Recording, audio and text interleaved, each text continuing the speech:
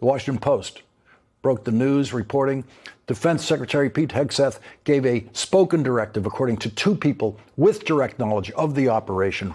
The order was to kill everybody, one of them said. Secretary Pete Hegseth is defending the move, saying it is lawful under both U.S. and international law.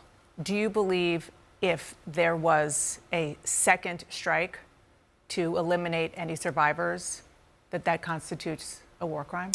It seems to. You mentioned that you are a captain in the Navy. If you received that order, would you have carried it out? No. But if I was ever given an order for a second, I've had questions about the operation in general, and I've been saying this for weeks, putting service members kind of like, are you stepping over a line here? Is this legal? They have tied themselves in knots trying to explain to us on the Armed Service Committee how this is legal. Not sharing, all of the information either, which is really troubling. But going after survivors in the water, that is clearly not lawful. Finally, it looks like we're about to watch two of Trump's loudest loyalists, Pete Hegseth and FBI Director Kash Patel, get completely sidelined. Just minutes ago, the House moved toward a criminal vote on why Pete Hegseth ordered a second strike in the Caribbean without Trump's knowledge. And here's where things get insane. There is now an internal recording showing Hegseth personally green-lighting that second strike after seeing survivors from the first one. And Caroline Leavitt has now confirmed that the second strike has occurred.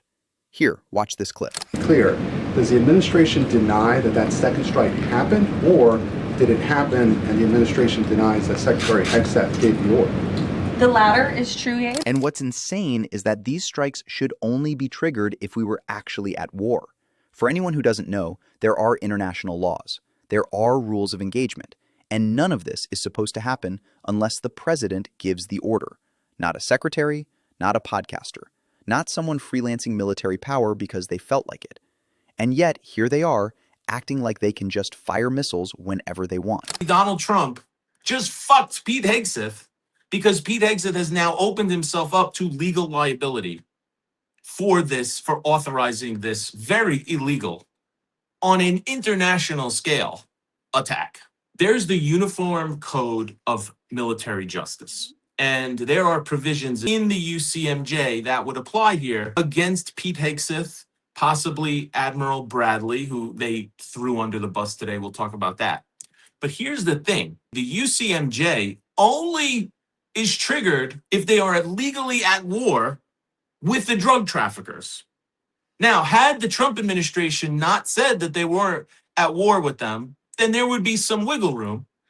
But Donald Trump himself said that this was a legal war against the drug traffickers, because technically that action, never mind bombing the survivors, even just bombing the boats is illegal. Mm-hmm. But because Donald Trump says that it is a legal war, then that means the UCMJ applies and it can be held against Pete Hegseth and Admiral Bradley. And the questions are piling up fast. If these were truly drug boats, why didn't they seize anything? Why didn't they show evidence to the world? And most importantly, how did they magically know these people were smugglers in the first place? This entire operation is blowing up in real time.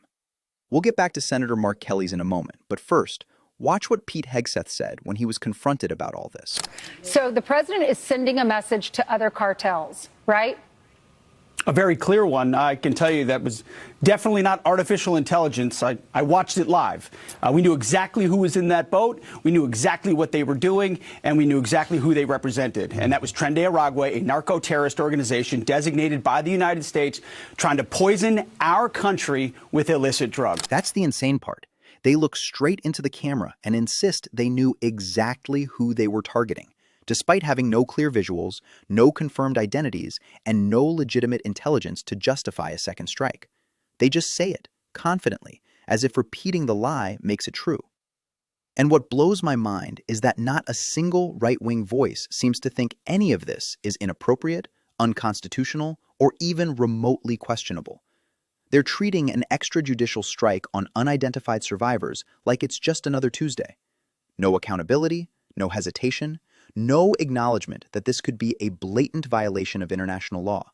just blind loyalty and a willingness to defend anything as long as it comes with a MAGA stamp on it. Even end up happening in the end. I want to go back to something that Bakari said. He said that those orders that were given, the drug boats in Venezuela, were illegal. Can you cite those statutes, please? Yes, because it's actually called the Due Process Clause of the United States of America. Because can you point to one of those boats that actually had drugs on them? Do you know that? Do you know about the Trinidadians who were killed innocently, who were just fishermen? Can you actually kill those fishermen without due process? So the answer to the question is yes. I can cite the Constitution, just as Scott did. If you go and say that those were members of Al Qaeda or ISIS coming to our shores with enough drugs or enough ammunition to kill 100,000 Americans, wouldn't you expect our commander in chief to take action to stop that? That's what's happening here. That is what's happened, by the way. That's what happens in every war zone, whether you go to Iraq, Afghanistan, Iran, Somalia. Go there. Let's talk about it. Give me one name of one individual that you can compare to Al Qaeda coming through that had enough fentanyl to kill all these Americans. Can you name one? Let's go to what these drug boats are talking about, which is... This is the problem with the right wing right now. Nobody wants drug traffickers in their neighborhood, obviously. But there is a judicial process in this country to stop them. You can't just wake up one morning and decide the president has the right to execute people on the spot. And in this case, it wasn't even the president. It was Pete Hegseth making that call entirely on his own. That is why this is terrifying. And Senator Mark Kelly is not backing down. The president has gone too far. Everybody needs to wake up. The occupant of the Oval Office is ignorant to the Constitution and has no regard for the rule of law. In trying to silence me, in proposing to court-martial me, in threatening to kill me for fighting back when our democracy demands that we must fight back. President Trump has crossed a line. And this time, it's not going to work. I will not be intimidated by this president. I am not going to be silenced by this president or the people around him, because I've given too much in service to this country to back down to this guy. Trump threatening to execute a sitting U.S. senator for telling our troops to obey the Constitution isn't just unhinged, it's the real sedition. And what almost everybody is missing is the part that actually matters. Pete Hegseth issued an illegal order, and Admiral Frank Bradley followed that illegal order. That means they didn't just make a mistake. They committed murder and violated international law in broad daylight. And the wildest part? All of this chaos, the rogue strikes, the illegal commands, the constitutional violations, is happening because one man is sitting in a chair he never should have been anywhere near. A man who has no understanding of the law, no respect for the military chain of command, and no control over the very officials acting in his name. He runs around on a stage like he's a 12-year-old playing Army.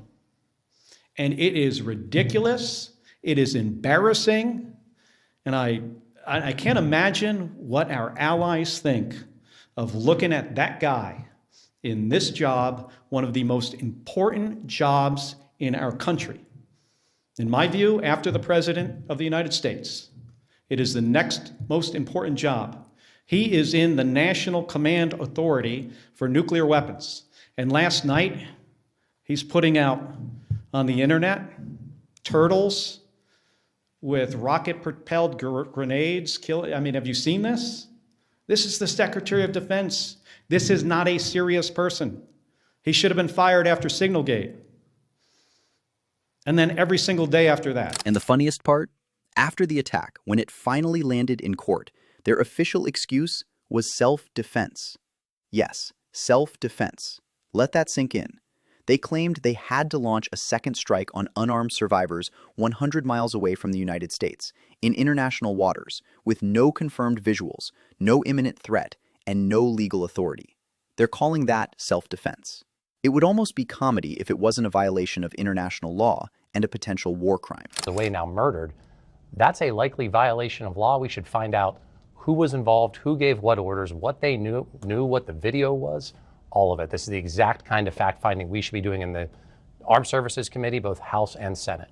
So when the White House says it was done in self-defense, as they did today, what do you make of that? Hundreds of miles away from the United States, people clinging onto the wreckage of a boat, who are they putting in danger?